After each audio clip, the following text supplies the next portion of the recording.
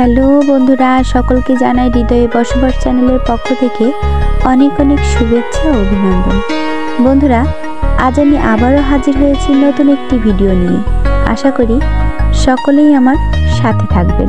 আমাদের খাওয়া দাওয়ায় খুব বেশি মাত্রায় নিয়ন্ত্রণ না থাকলে মুশকিল, কিন্তু যাদের ক্ষুধাভাব বেশি তারা তা করে উঠতে পারেন না। ঘরবন্দি থাকার ফলে একঘেয়েমি থেকেও খাওয়ার চাহিদা বেড়েই যায়।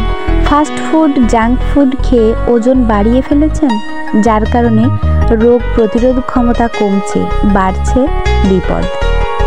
কিভাবে এই বিপদ কাটানো যায় সে পথ দেখিয়েছেন বিশেষজ্ঞরা। আসুন জেনে নেওয়া যাক।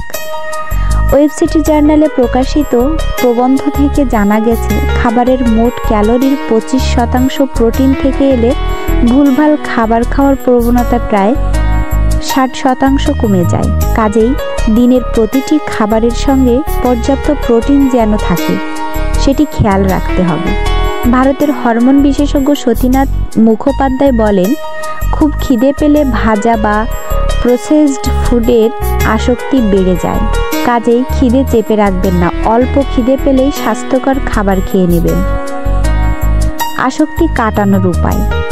চুইংগাম মুখে রাখলে মিষ্টি এবং নোনতা খাবারের আসক্তি কিছুটা কমে বলছে গবেষণা, তবে তা যেন সুগার ফ্রি হয়, না হলে ক্যালোরি বেড়ে যাবে। শরীরে পানির ঘাটতি থাকলে ক্ষুধাভাব বেশি থাকে, তাই দিনে কম করে 2.5 থেকে 3 লিটার পানি পান করুন, অল্প করে বারে বারে। ঘুম কম হলে ভাজা বা মিষ্টি খাবারের প্রতি আসক্তি বাড়তে পারে, ভালো করে ঘুমানোর চেষ্টা করুন। কখনো যদি কম ঘুমের ক্লান্তি গ্রাস করে, চিনি ছাড়া কালো চা বা কফি খান 2-1 কাপ।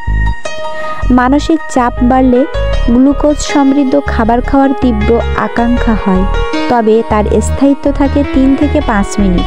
সে সময় আড্ডায় কাজে কাটিয়ে দিতে পারলে বিপদ কমে যায়। কোন খাবারের বদলে কোন খাবার খাবেন তা খুব জানা জরুরি।